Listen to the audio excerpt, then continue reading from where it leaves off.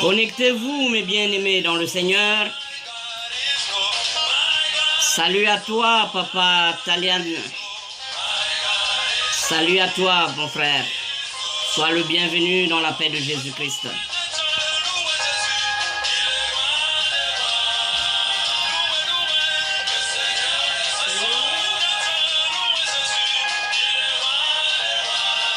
Allô, papa Talian.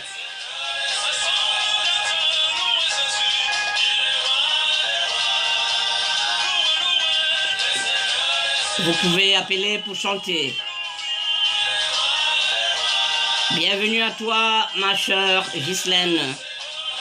Depuis ta position, le Seigneur est avec toi. Salut à toi, ma sœur Dilva. Sois bénie. Oui, bonsoir, ma sœur Ghislaine. Venez dans la paix du Seigneur Jésus-Christ pour suivre ce direct.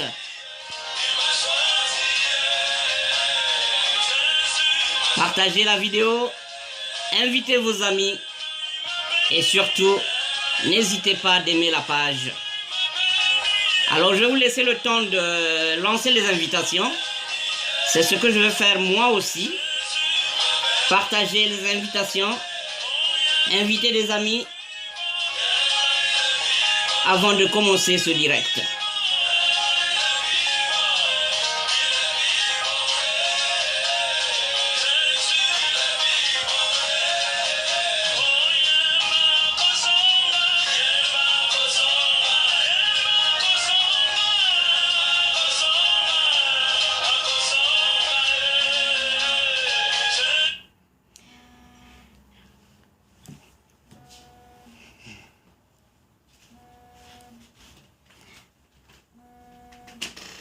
Oui, il est en train d'appeler.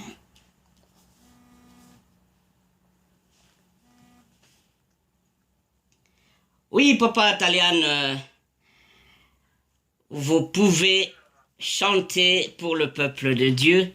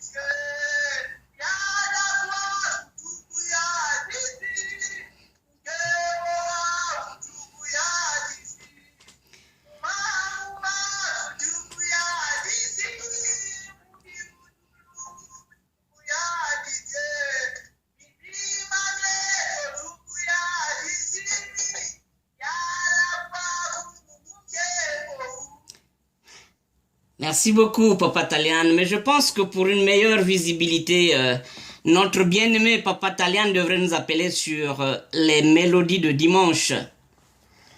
Donc, ok, parfait. Alors, est-ce que les autres, vous le suivez, Papa Talian, quand il chante? Est-ce que vous le voyez? Je voudrais avoir une confirmation avant de continuer.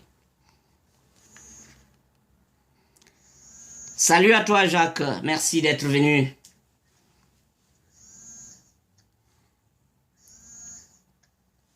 Alors, j'ai la confirmation ici que Papa Talian n'était pas en direct sur cette page.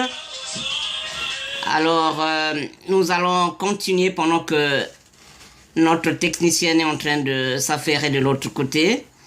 Salut à toi, Fête Inyanga, depuis ta position, que le Seigneur te rencontre lui-même. Salut à toi. Merci d'être venu. Aujourd'hui, nous allons parler de cet homme qui criait fort.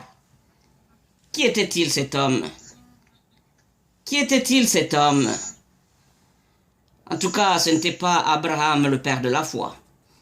Ce n'était pas non plus Jean-Baptiste, l'un des plus grands prophètes dans l'histoire de la Bible. Et ce n'était pas non plus l'apôtre Paul. Qui est donc cet homme? Il criait si fort que le Seigneur Jésus l'a écouté. C'est le thème de notre direct aujourd'hui.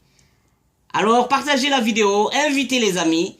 J'attends que vous soyez plus nombreux avant de commencer ce direct. En attendant, nous allons écouter cette belle mélodie que notre technicien nous a présentée. Oui, la technique s'affaire pour nous faire écouter la mélodie. Juste le temps de vous demander de partager cette vidéo, d'inviter vos amis pour ce culte spécial en direct d'Edmonton au Canada. Bien-aimés dans le Seigneur, partagez la vidéo, invitez les amis. Dans quelques instants, nous allons écouter la mélodie qui nous vient de l'autre côté de notre cabine technique.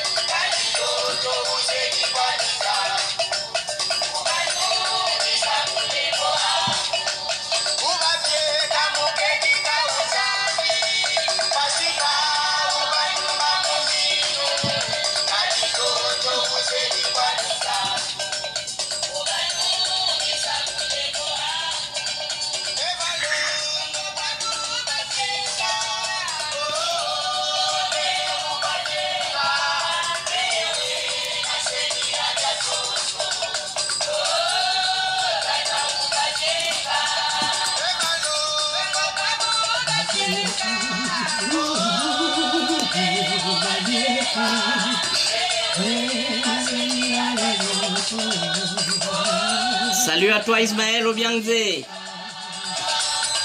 depuis le Maroc où tu te trouves. Je vais prier mon Dieu pour qu'il te soutienne.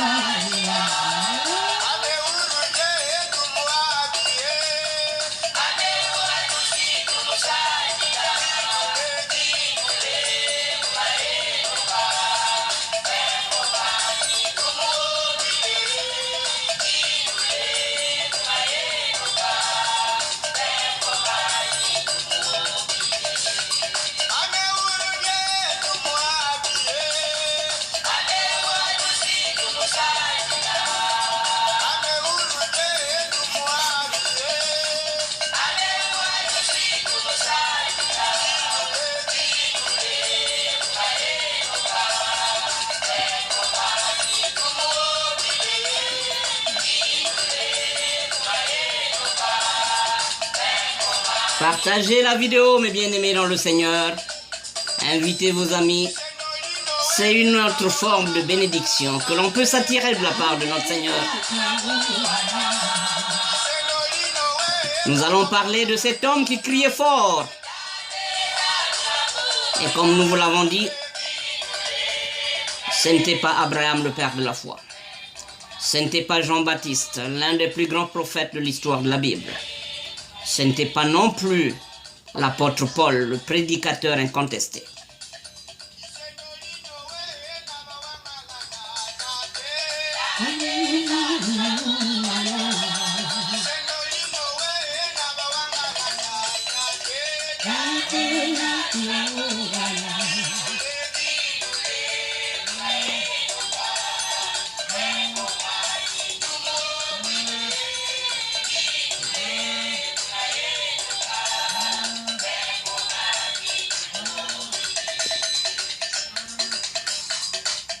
Voilà, mes bien-aimés dans le Seigneur, nous allons commencer ce culte avec une prière. Merci Seigneur pour cette force que tu nous donnes aujourd'hui de venir auprès de toi pour invoquer ton nom, pour te glorifier, pour te magnifier. Il n'y a que toi pour nous écouter. Oui, Yahvé, nous avons besoin de ta présence. Écarte en nous tout ce qui est humain. Prends possession de ce moment de prière et écoute chacun de tes filles et tes fils réunis pour écouter ta parole. Merci Seigneur, parce que ton amour est si grand et je suis persuadé que chacun de nous partira de cette rencontre avec la bénédiction que tu as réservée pour tes enfants que nous sommes. Sois avec nous, dirige ces cultes. Nous avons prié dans le nom précieux de notre Seigneur Jésus-Christ.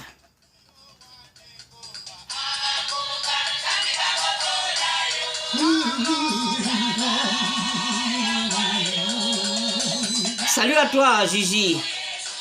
Gigi Prel, je ne t'oublie pas. Depuis ta position, je te souhaite la bienvenue sur les mélodies de dimanche.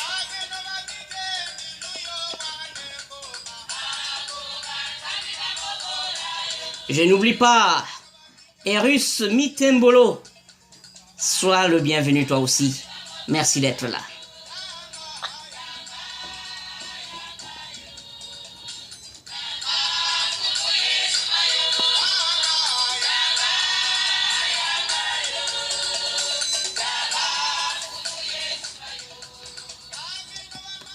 Voilà, nous allons donc sans plus tarder commencer avec la lecture de notre passage biblique qui se trouve dans le livre de Marc, chapitre 10, du verset 46 à 52.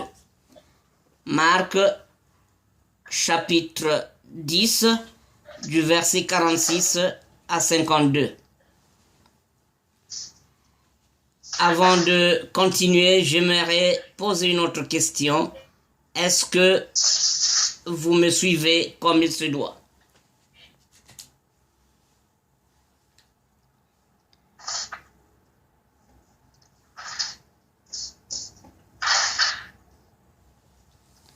Est-ce que vous me suivez comme il se doit?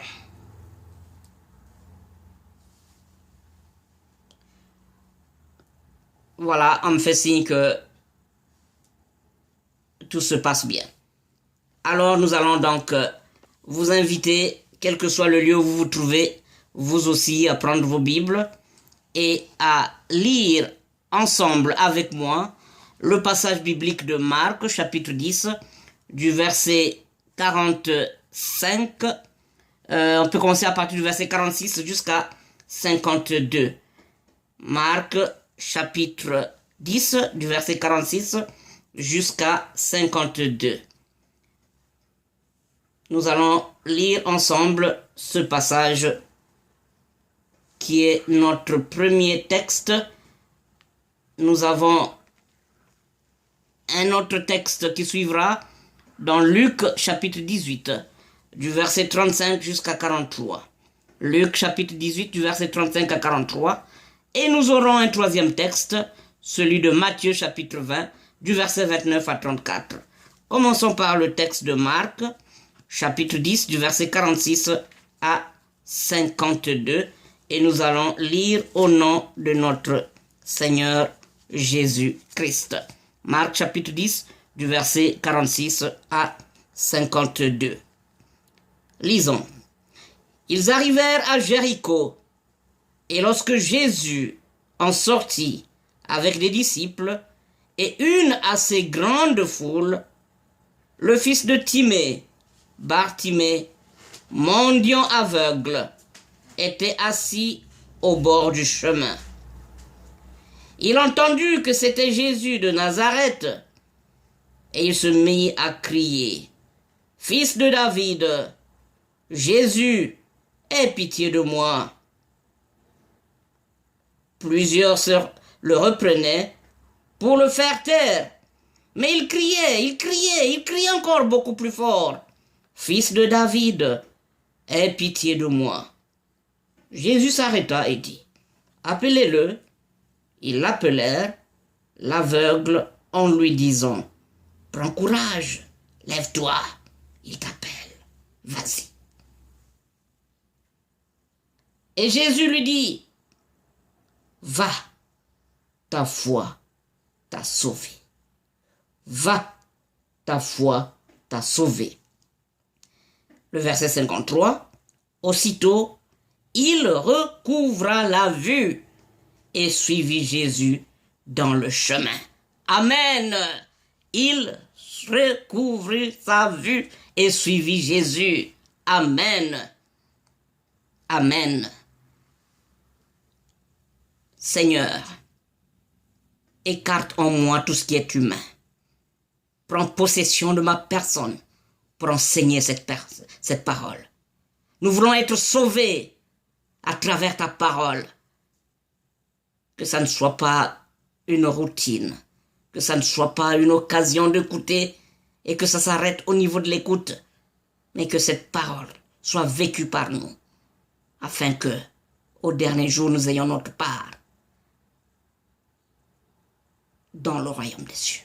Amen. Bien-aimés dans le Seigneur, pour comprendre ce texte, nous allons nous mettre dans le contexte même de l'époque, c'est-à-dire cette scène qui se déroule à Jéricho. Jéricho, qui est une ville célèbre, une ville reconstruite par Hérode le Grand. Et nous savons que c'était dans le désert, notamment le désert de Judée. Non loin de l'endroit, mes bien-aimés dans le Seigneur, où l'on traversait le Jourdain. Jésus est donc en chemin. Il est en chemin pour aller à Jérusalem. Donc, après avoir traversé le Jourdain, en venant de la Pérée vers Capernaum, du même côté que Béthanie d'ailleurs, mais un peu au nord, il fallait donc pour lui naturellement passer par Jéricho. Pourquoi Jéricho? ce n'était pas le chemin le plus court. Non, du point de vue géographique, c'était plus facile pour lui d'aller directement à Jérusalem en évitant Jéricho. C'est vrai que Jéricho était la plus grande ville après Jérusalem dans la zone. C'était la ville la plus animée après Jérusalem dans la zone. Mais il a pris un peu du retard en passant par Jéricho, parce qu'il était un peu comme obligé de bifurquer, de faire un petit détour. Comment expliquer ce détour? Comment expliquer ce détour? Oui, je prêche, ma sœur Alice, merci.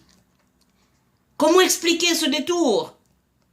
Ben, parce que, effectivement, à Jéricho, le besoin était là. Et il y a une signification spirituelle pour dire que ce n'était pas du temps perdu pour Jésus-Christ, mais il fallait bien qu'il passe par Jéricho. Puisque c'est là, justement, c'est là qu'il y avait ce mendiant aveugle que nous évoquerons de cette méditation pour répondre à la question: qui était cet homme-là qui criait fort, aussi fort, au point de se faire entendre par Jésus et la foule qui entourait Jésus-Christ? Bien-aimés dans le Seigneur, comme pour notre époque aujourd'hui, les mendiants et les infirmes faisaient également partie du paysage habituel dans de nombreuses villes, selon la Bible. La seule différence est que dans la culture juive, lorsqu'on parle d'un mendiant, lorsque tu es aveugle, lorsque tu es frappé par une maladie sévère, une infirmité, dans la culture juive, cela est synonyme à une malédiction divine à cause de ton péché, ou peut-être à cause du péché de tes parents, ou peut-être encore à cause de la gravité du péché d'un membre de ta famille. Voilà ce que nous présente la culture juive. Voilà les explications que nous donne la culture juive en parlant des mendiants, des infirmes, des aveugles, des boiteux, des lépreux, des personnes frappées par une maladie sévère.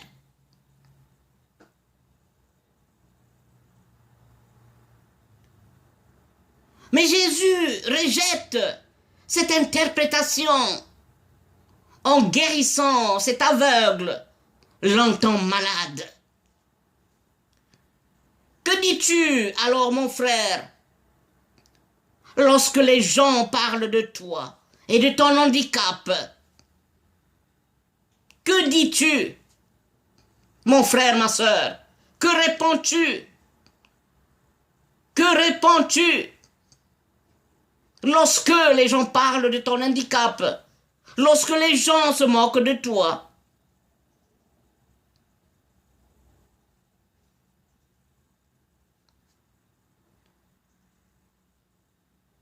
Ici, il ne s'agit pas seulement, mes bien-aimés dans le Seigneur, de la chair, mais aussi de l'esprit. Que les gens disent de toi ce qu'ils veulent. Lève-toi, prends courage, crie au secours. Jésus entendra de toi. À l'époque, on disait d'un tel malade qu'il est frappé par la malédiction divine à cause de ses péchés. Tu as peut-être cet handicap qui fait de toi une personne rejetée, négligée par les autres. Que disent-ils de toi? Que pensent-ils de toi? Peu importe, mon frère, ma sœur. Nous avons aujourd'hui une leçon qui nous vient de la part de Bartimée, cet aveugle, longtemps malade, qui n'a pas eu peur de la foule qui entourait Jésus, mais qui a crié fort. Vous savez que lorsqu'il y a la foule, généralement il y a du bruit. Dans la foule, ça crie. Et toi qui es aveugle, qui est un peu plus éloigné de cette foule, éloigné de Jésus, tu prends le courage de crier, oh Rodriguez Mayala, que le Seigneur t'écoute. Lorsque un aveugle de ce genre crie fort au point de se faire entendre par Jésus-Christ, Maman Nimi, croyez-moi que il fallait le faire.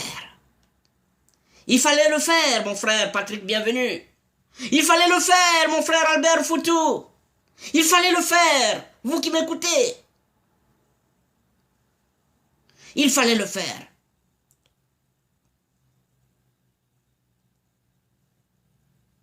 Il fallait le faire. Le verset 47 de ce passage que nous venons de lire nous explique qu'il a entendu que c'était Jésus. C'est-à-dire qu'il ne l'avait pas vu. Il avait seulement entendu que Jésus était de passage. Oh, nous avons la grâce d'avoir nos deux yeux. Nous avons la grâce de voir ce qui se passe autour de nous. Nous avons la grâce d'entendre. Que faisons-nous de cette grâce? Notre bien-aimé Bartimée n'avait que son cœur pour voir ce qui se passait autour de lui. Il n'avait pas Dieu pour voir. Il n'avait que son cœur, il n'avait que ses oreilles, et il a entendu effectivement que Jésus-Christ était de passage dans la zone. Oh, il n'a pas hésité. Il n'a pas hésité. Il n'a pas hésité.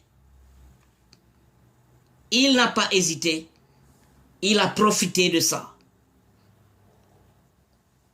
pour crier. Crier. Demander le secours de Jésus. Dans tout le Nouveau Testament, mes bien-aimés, dans le Seigneur, il n'y a que Marc d'ailleurs, Luc et Matthieu qui rapportent cette histoire de Bartimée. Mais si vous lisez bien dans Matthieu, chapitre 20, du verset 29 à 34, vous allez vous rendre compte qu'il y a une différence entre le récit de Marc et Luc, puisque ici on nous parle d'un mendiant aveugle, alors que Matthieu, lui, nous parle de deux mendiants. Allez-vous jusqu'à penser qu'il y a eu erreur? Non. Non. Mon frère Gaëtan, il n'y a pas erreur. La Bible n'est que vérité. La Bible n'est que vérité. En réalité, il raconte la même histoire. Marc, Luc ou Matthieu. La différence est que là où Matthieu a vu le nombre de mendiants aveugles, qui certainement étaient des grands amis, puisqu'ils travaillaient ensemble, il nous parle de deux mendiants. En réalité, Marc et Luc, eux, préfèrent parler de ce mendiant aveugle qui a crié. Oui, vous êtes deux personnes, n'est-ce pas mon frère Willy? Vous êtes deux personnes, vous êtes assis, vous faites le même boulot, mais il y a un qui se fait remarquer, qui est plus... Qui se fait remarquer parce que lui, il prend le temps de crier fort. Voilà pourquoi Marc nous parle d'un mendiant. Mais sinon, il pouvait être deux, il pouvait être trois, peu importe. Mais Marc nous parle de ce mendiant-là qui a pris son courage en main pour crier fort et demander à Jésus-Christ de le secourir. Oui, comme quoi, mes bien-aimés dans le Seigneur, n'est-ce pas ma sœur Aurore? Comme quoi le salut est vraiment individuel. Le salut est individuel, ma sœur Aurore. Oui, toi qui m'écoutes, retiens ceci. Le salut est individuel. Il est personnel. Et la foi que vous avez peut faire la différence avec les autres. Ils étaient deux mendiants, mais on parle d'un seul parce que c'est lui qui avait crié. La différence est nette parce que l'autre a démontré qu'il était un homme de foi. Il savait qu'en criant, Jésus-Christ allait l'écouter. Il allait recouvrir sa santé. Il allait recouvrir sa santé. Votre foi, mes bien-aimés dans le Seigneur, est un visa passe-partout qui vous ouvre toutes les portes, quelles que soient les difficultés en face de vous. Je ne parle pas du visa Schengen. Je ne parle pas du fameux visa américain. Je ne parle pas du fameux visa canadien. Même étant détenteur de ces visas, quelque part on peut dire de vous que vous êtes indésirable. Oui, vous avez votre visa canadien, mais on n'a pas besoin de vous ici. Oui, vous avez votre visa américain, on n'a pas besoin de vous ici. Oui, vous avez votre visa Schengen, mais pas chez nous. Vous ne venez pas, vous n'entrez pas. Mais la foi est un visa universel qui n'a que faire de barrières, qui vous ouvre les portes, quelle que soit la nature de la difficulté. Lorsqu'on a la foi, on passe haut les mains. N'est-ce pas, ma sœur Tritri? N'est-ce pas, ma sœur Tritri? Bien-aimés dans le Seigneur, la foi n'a pas de limite. Elle nous ouvre toutes les portes. Excusez-moi. Et de nos jours, beaucoup se plaignent de conditions de travail difficiles avec la manufacture. À l'époque également, il y avait ce problème. Il y avait ce problème. Le travail pour l'avoir, ce n'était pas facile.